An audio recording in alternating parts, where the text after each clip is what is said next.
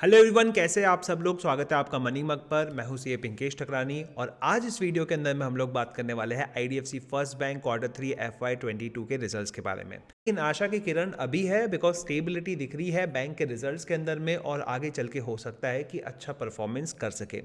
लेकिन ऐसा इन्वेस्टर बिल्कुल भी इमोशनल नहीं रहना है किसी भी शेयर को लेकर। और यहाँ पर देखेंगे क्या कमेंट्स आते हैं। आप कमेंट्स को ज़रूर सुनिएगा। पहले अच्छी बातें करेंगे, फिर कुछ नेगेटिव बातें करेंगे, उसके बाद में थोड़ा लॉजिकली वीडियो को एंड करेंगे। तो चलिए दोस्तों, शुरुआत करते हैं। तो सबसे पहले हम लोग बात करते हैं जो रिजल्ट का एनालिसिस मैं आपको देने वाला हूं वो है क्वार्टर ऑन क्वार्टर पर।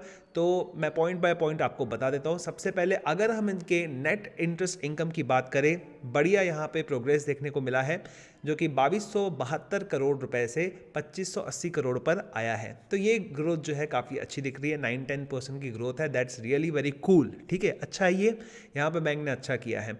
और इसमें सबसे बड़ी बात तो ये है भाई, क्योंकि जो इंटरेस्ट रेट इनको लग रहे थे वो बहुत ही कम लग रहे थे, और यहाँ पर इन्होंने जो कट दिया था सेविंग बैंक अकाउंट के अंदर में जो इंटरेस्ट ये देते हैं, तो यहाँ पे उनको पूरा पूरा बेनिफिट मिला है। हालांकि मैं सिंपल बता दूं कि ग्रोथ कुछ एक्स्ट्रॉर्डिनरी नहीं है। बाकी बैंकों के रिजल्ट के अंदर में भी देखने को मिला, कोटक महिंद्रा बैंक के रिजल्ट के अंदर में ग्रोथ नहीं था।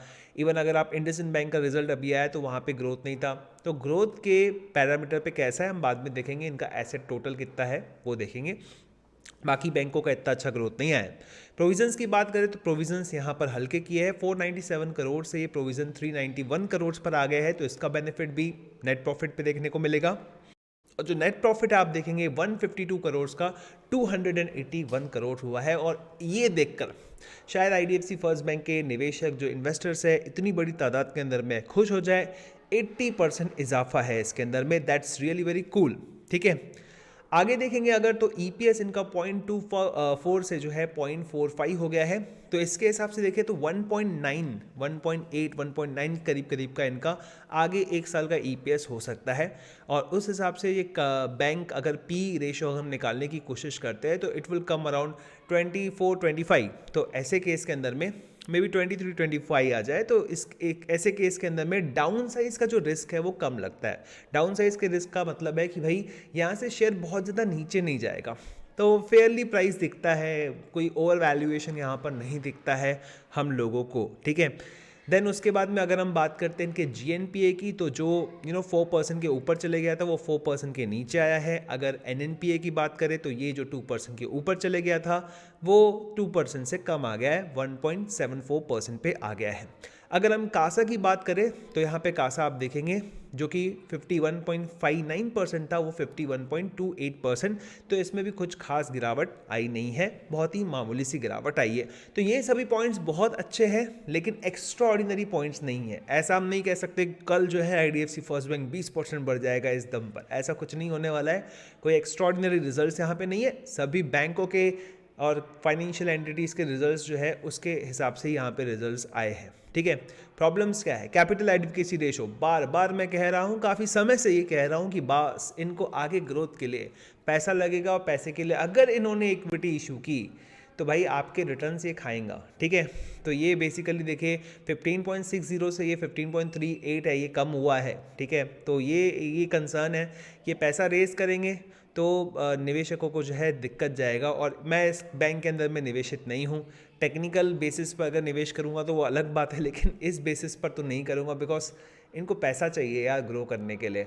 कब तक ये लोग जो है अपने जो बड़े बड़े कॉर्पोरेट लोन्स हैं उनको कम करके रिटेल को फंड करते रहेंगे। और रिटेल में प्रॉब्लम मैं आपको बताऊंगा ना, देखो यहाँ पे प्रॉब्लम लिखी हुई है, रिटेल बैंकिंग आखिरी वाला पॉइंट क्या लिखा हुआ है, 129 करोड़ रुपए का लॉस था, वो बढ़ के 187 करोड़ हो गया है। सेगमेंट इन्फॉर्मेशन से ये इन्फॉर्मेशन निकाली है। तो भाई रिटेल में जो बैंक बोलते हैं हम रिटेल को आगे बढ़ाएंगे, इस बैंक को रिटेल बनाएंगे, भाई आप लोन किसको दे रहे हो? आपको तो लॉस आ रहा है रिटेल के अंदर में। और जो कमाई इन्होंने की है वो देखो, आरबीआई के पास जो बैलेंस रखा है 36 करोड़ कमाई की थी पिछले क्वार्टर में, वो 3 गुना बढ़ गई है, 117 करोड़ हो गई है। तो भाई कन्विंस नहीं किया इस बैंक ने। पहला वाला स्लाइड आपको बड़ा अच्छा लगा होगा, ठीक है, सेकेंड वाले स्लाइड के अंदर में थोड़ी दिक्कत गई होगी। ठीक है, आगे देखते हैं और हमारे पास में क्या है। देखिए मैं निवेश नहीं करने वाला हूँ, 1-2 क्वार्टर और रुकूंगा। ठीक है, अब देखिए यहाँ पर अच्छी बातें करते हैं, थोड़ा सा तो अच्छा लगे आईडीएफसी फर्स्ट बैंक के निवेशकों को। पिछली बार वीडियो के अंदर में बहुत नाराज हो गए थे। ठीक है, होम लोन की बात करते हैं तो होम लोन बढ़ा है यहाँ पर, ठीक है, सितंबर के कंपेयर में दिसंबर में अच्छी ग्रोथ दिखाई है। लोन अगेन प्रॉपर्टी की बात करें तो यहाँ पर भी हल्की सी ग्रोथ दिखाई है। व्हील्स के अंदर में भी जो है अराउंड 9% की ग्रोथ है। कंज्यूमर लोन्स के अंदर में ये बजाज फाइनेंस वाला काम है भाई, तो यहाँ पर आप देखोगे तो अच्छी ग्रोथ दिखाई है। रूरल फाइनेंस के अंदर में देखिए हल्की फुल्की ग्रोथ दिखाई है। देन उसके बाद में डिजिटल गोल्ड और ये सभी चीज़ें, फिनटेक वाला रहता है ना भाई, लोन दे देते हैं किसी को भी उठाकर, तो यहाँ पे तो बहुत ही ज़बरदस्त ग्रोथ है कि यहाँ लेने वाले लोग जो है बहुत जल्दी पैसे ले लेते हैं। क्रेडिट कार्ड में देखें तो बहुत बढ़िया काम किया है इन लोगों ने, यहाँ पर 1233 करोड़ से 1662 करोड़ पर ये लेकर आए हैं। देन उसके बाद में कमर्शियल फाइनेंस की बात करें, कॉर्पोरेट लोन के अंदर में यहाँ पर जो है 20,822 करोड़ रुपए से 21,600 करोड़ के ऊपर लेकर गए हैं। इंफ्रास्ट्रक्चर लोन की बात करें तो यहाँ पर कम है, लोन जो है कम हुआ है, अराउंड 20% से कम हुआ है। देन उसके बाद में अदर्स में देखेंगे तो यहाँ पर कटौती देखने को मिल रही है। तो कमर्शियल फाइनेंस जो है इन्होंने यहाँ पर कम किया है, कमर्शियल फाइनेंस जो है यहाँ पर इन्होंने बढ़ाया है। और आप देखेंगे कि होलसेल फंडेड लोन्स के अंदर में भी जो है यहाँ पर थोड़ी गिरावट यहाँ पर देखने को मिली है। तो यहाँ पर ग्रोथ क्या ये लोग कहाँ कर रहे हैं, रिटेल और कमर्शियल, और आगे चल के मैंने शायद देखा भी है कि इन्होंने जो है रिटेल कमर्शियल को शायद एक साथ ही जो है लेकर चलने की कोशिश ये लोग कर रहे हैं। तो लेट्स से इनके जो एनपीएस है वो कहाँ कम ज़्यादा हो रहे हैं, तो लेट्स सी सबसे पहले रिटेल कमर्शियल लोन्स के अंदर में अब ये क्लब कर दिया गया है, ठीक है। तो यहाँ पर देखिए, यहाँ पर इन्होंने जीएनपीए एनएनपीए को जो है सुधारते हुए दिखाया है। कॉर्पोरेट लोन्स के अंदर में भी सुधारते हुए दिखाया है। इंफ्रास्ट्रक्चर के अंदर में बिगड़ता हुआ मामला दिख रहा है, लेकिन इनका कहना है ये तो 21.7% था, अब ये 20.07% पर आ गया है, और टोटल फंडेड असेट्स का ये सिर्फ 6.6% है। तो ठीक है, हमने दिया इनको, ठीक है। और यहाँ पर जो टोटल इनका जो जीएनपीए है वो 4% से हल्का सा कम है, और एनएनपीए जो है वो 1.74% है। और जो पीसीआर है वो कहते हैं कि अभी ये 57 पर है, अगर एक अकाउंट को हम लोग जो है एक्सक्लूड कर दे तो ये 75% होता था, जहाँ से हमको पैसा मिल सकता है। तो ये पूरी की पूरी कहानी है। अब यहाँ पे 9 महीने का हिसाब किताब देखते हैं सर। 9 महीने 2021 के और 2022 के, ठीक है। 2021 बड़ा ही खतरनाक साल था सब लोगों के लिए। 2022 की शुरुआत भी जो है सेकेंड वेव के साथ में हुई, और थर्ड वेव का तो कुछ बहुत सिग्निफिकेंट इम्पैक्ट है नहीं इकोनॉमी के ऊपर में या फिर लोगों के स्वास्थ्य के ऊपर में।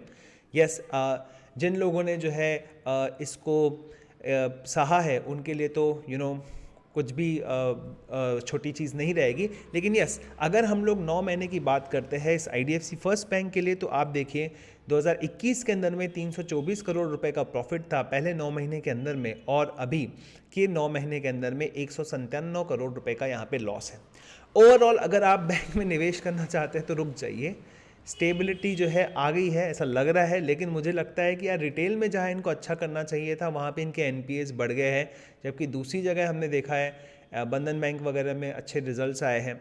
तो यहाँ पर ये लोग जो है किस स्ट्रैटेजी के साथ में आगे बढ़ते हैं, तो एग्रेसिवली अगर आप इसको एवरेज कर रहे हैं तो प्लीज़ अवॉइड कीजिए, थोड़ा वेट कीजिए, देखते हैं मार्केट इसको किस तरह से सल्यूट करता है। मंडे है, बजट है, बहुत सारी चीज़ें हैं, रोड मैप पूरा कैसा का क्या है वो पता चल जाएगा, then we will see it. मेरी कोई भी पोजीशन इस बैंक के अंदर में नहीं है। आपको वीडियो अच्छा लगा हो तो लाइक कीजिएगा, और जो मैंने कमेंट्स दिए, अगर आपको कमेंट्स जो है थोड़े भारी भरकम लगे हो तो भी आप कमेंट कर दीजिएगा, बता दीजिएगा कि आपको जो है कैसा लगा ये सब, ठीक है। थैंक यू सो मच, मिलेंगे फिर, थैंक यू।